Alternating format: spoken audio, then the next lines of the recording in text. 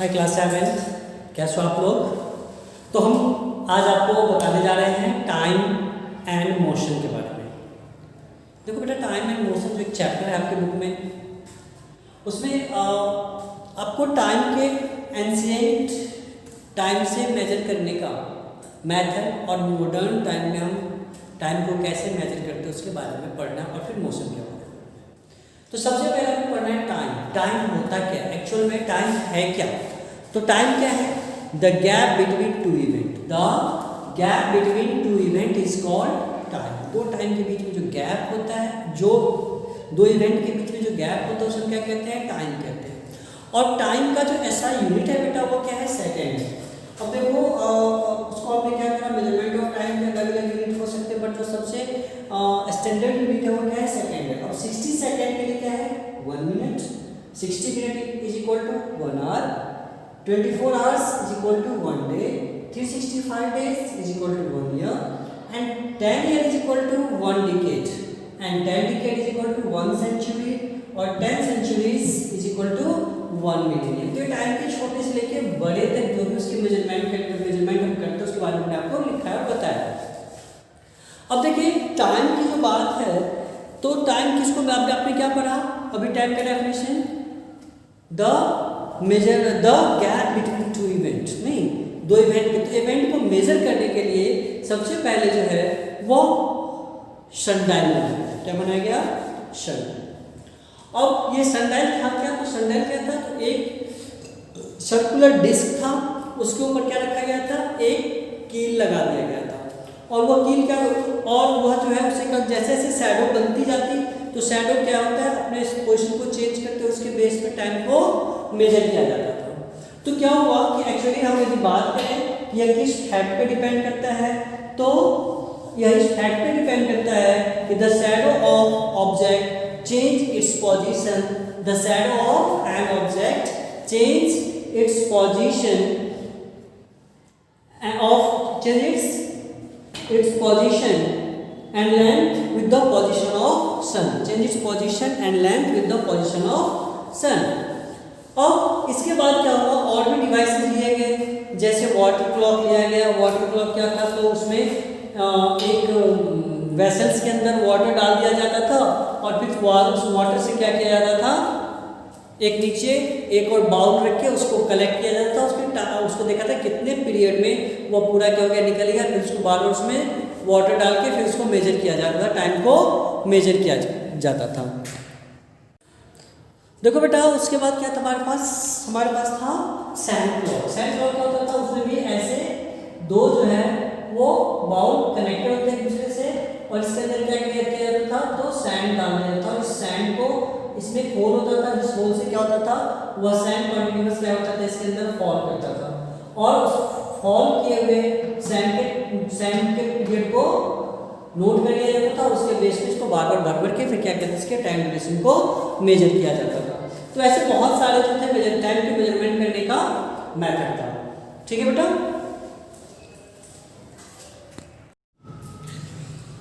तो बच्चों, अब हमें क्या पढ़ना है?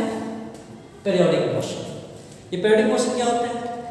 Any motion that repeat itself after fix interval of time. Any motion that repeat itself after fix interval of time is called periodic motion. कोई भी मोशन, जैसा आपने देखा कि अर्थ क्या करता है, अपने एक्सिस पे रोटेट करता है ना, वो क्या है? पीरियोडिक मोशन का एक एग्जाम्पल है, क्योंकि वो सर्टेन टाइम में सूर्य के चारों ओर घूम लेता है ना, सन के चारों ओर क्या करता है? घूम लेता है।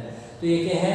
एक पीरियोडिक मोशन का एग्जाम्पल है। बचपन में झूला झूले हो ना रस्सी वाली, तो आपने देखा होगा कि जैसे आगे जाता है वैसे रस्सी के साथ क्या होता है, वो पीछे पैसे जैसे आगे ओर, फिर क्या होता है? पीछे की ओर उतने ही टाइम इंटरवल में आ जाता है।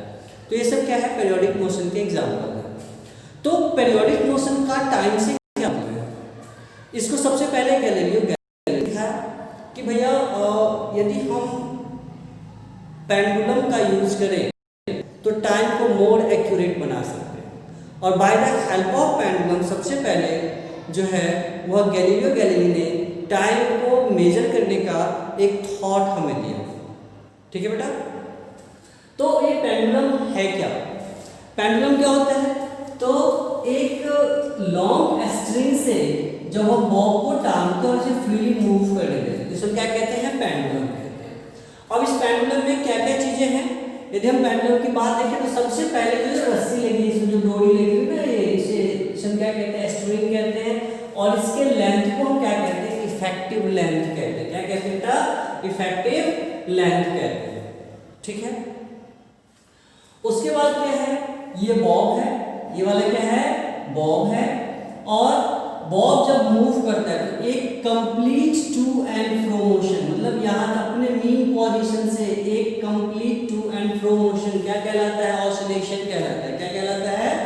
ऑसिलेशन। तो हम इसको ऐसे भी डिफाइन कर सकते हैं कि one complete back and fourth movement of a pendulum from its mean position, from its, इसका मीन पोजीशन है, from its mean position is called oscillation. क्या बताया मैंने? वन कंप्लीट बैक और fourth movement from its mean position is called oscillation. ठीक है बेटा। Oscillation के बाद जो अगला टर्म हमें पढ़ना है वो है एम्पलीट्यूड। क्या पढ़ना है हमें? एम्पलीट्यूड। देखो यहां से यहां तक या फिर यहां से यहां तक बॉब को जाने में जितना बॉब जो है जितना डिस्टेंस तय करता है उसे क्या कहते हैं? एम्पलीट्यूड कहते हैं। क्या कहते हैं? Amplitude. The distance from mean position to extreme position, the distance from mean position to extreme position covered by bob in either direction, या इधर जाए या उधर जाए, in either direction is called amplitude. ठीक है बेटा।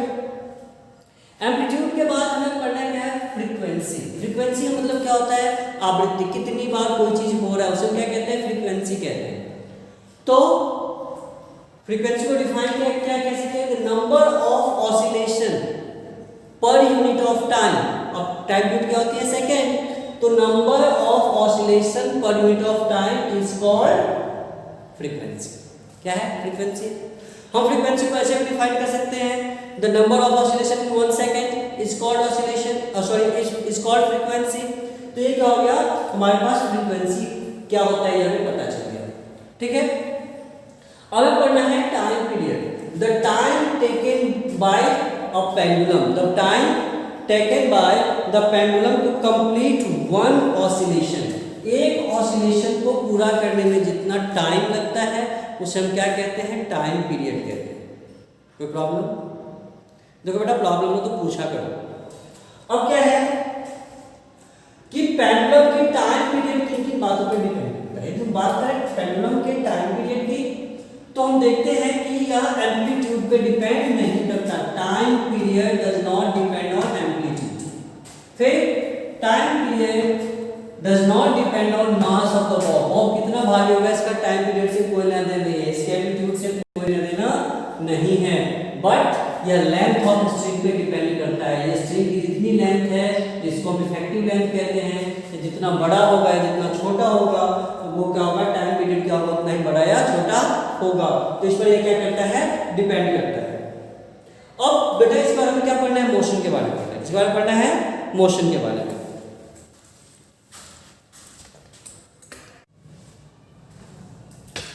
तो बेटा देखो, अब हमें नेक्स्ट टॉपिक लिया हमने क्या है? मोशन। तो इस चैप्टर में आपके बुक में है। तो मोशन में मोशन क्या है? The change of position of object, the change of position of object in the compare of a stationary object, in the compare of stationary object. जैसे मान लो यहाँ पे एक बस है और यह बस क्या है?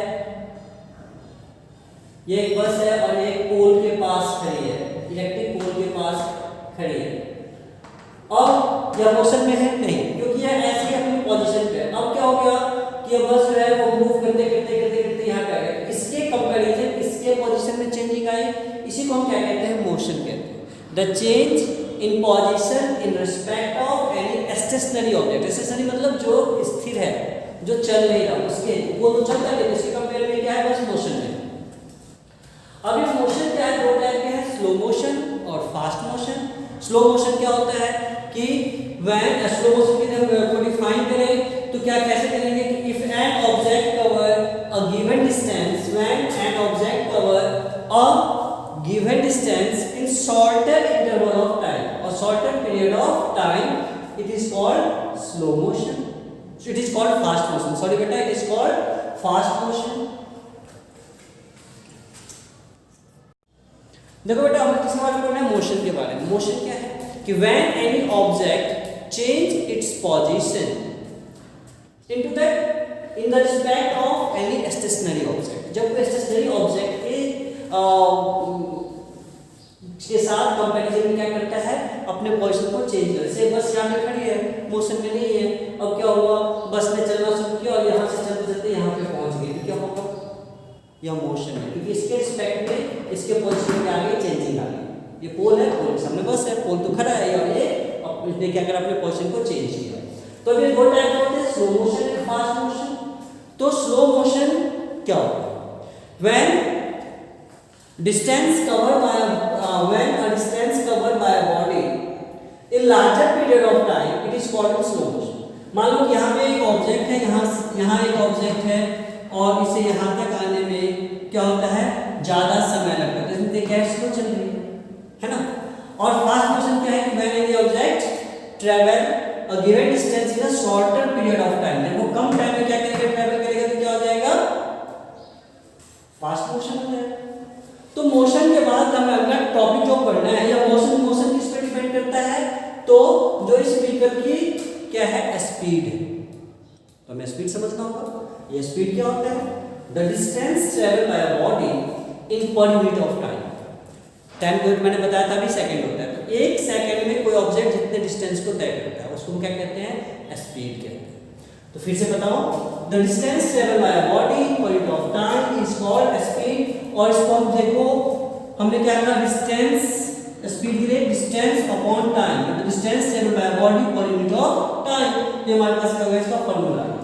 अब इसका एसआई क्या होगा, डिस्टेंस यूनिट से मापते हैं मीटर से, टाइम यूनिट से मापते हैं सेकंड से, तो हमारे पास इसका एसआई क्या हो जाएगा, मीटर पर सेकंड। अब हम बात करते हैं स्पीड के टाइप की। तो देखो स्पीड जो होता है वह उसके मेनली आपको पढ़ना है uniform speed and non uniform speed.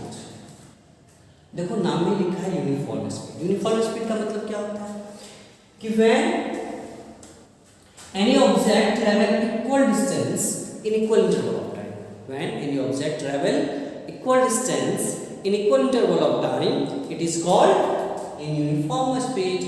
And when any object travel unequal distance, equal नहीं है, क्या है, अनइक्वल है, unequal distance in equal interval of time it is called non uniform speed. जब कोई ऑब्जेक्ट क्या करता है, एक सर्ट जैसे 5 सेकंड में, जैसे हमने लिया यहाँ पे, देखो एक एग्जांपल लेते हैं कि 1 2 3 4 5, पहले सेकंड में 5 मीटर, दूसरे सेकंड में 10 मीटर, तीसरे में 15, फिर 20, फिर 25।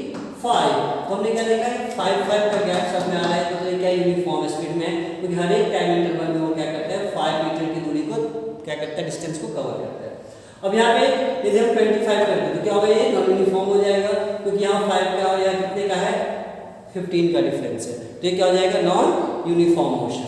अब इसको हम ग्राफ पे कैसे प्लॉट करते हैं, इसके बारे में पढ़ेंगे। उससे पहले हमें एक चीज़ और जानना है। आपने बाइक देखा होगा, बाइक में क्या होता है, घड़ी जैसा एक स्ट्रक्चर होता है, देखा होगा, उसमें एक सुई होती है। जैसे आप बाइक में रेस देते हो, क्या होता है, वो एक्सीलरेटर जैसे दबाया आपने, वो घूमना शुरू कर देता है 60-70, वो क्या है, स्पीडोमीटर।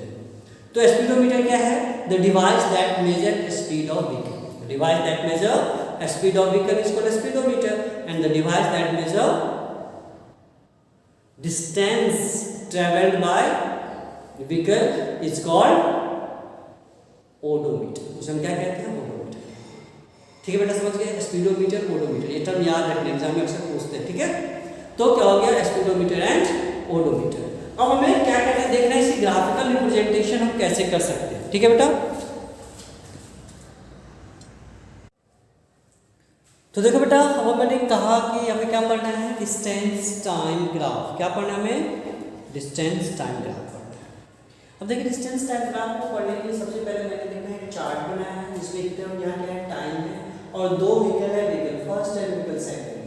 अब यदि हम बात करते हैं, देखो ये फर्स्ट व्हीकल जो है वो 0 मतलब टाइम की एक सर्टेन, देखिए सर्टेन डिस्टेंस को 2 मीटर 2 मीटर 2 मीटर को डिस्टेंस को क्या करें, तय करें।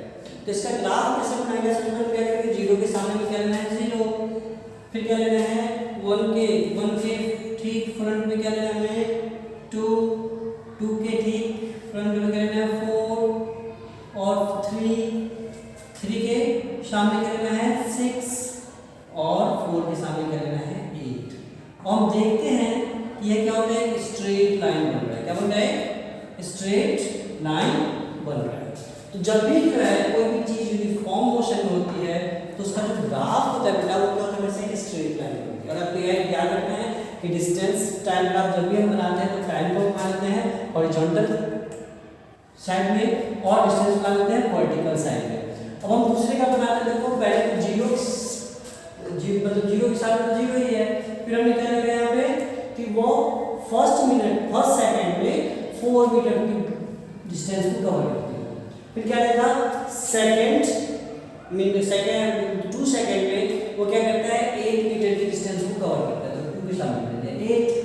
अब क्या हुआ, थर्ड मिनट में वो क्या करता है 10 मीटर की पूरी डिस्टेंस को तय करता है। तो 10 क्या आएगा 8 और 12 के बीच में, तो हमने क्या करना है यहाँ पे 8 और 12 के बीच में क्या करना है 10 लेना है।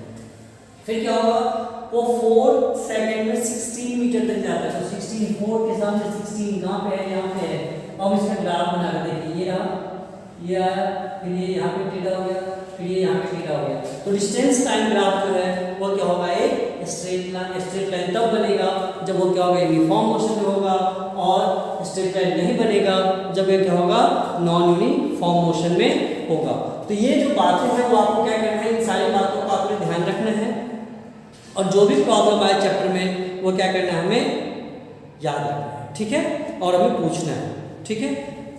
तो ऐसे आप लोग ग्राफ भी बना सकते हैं और करके देखिएगा। होपिंग कि आप लोगों को सब कुछ समझ में आ गया है, और नहीं आया तो फिर से आप क्वेश्चन पूछिए, पुट करिए वीडियोज़ में, ठीक है। Thank you.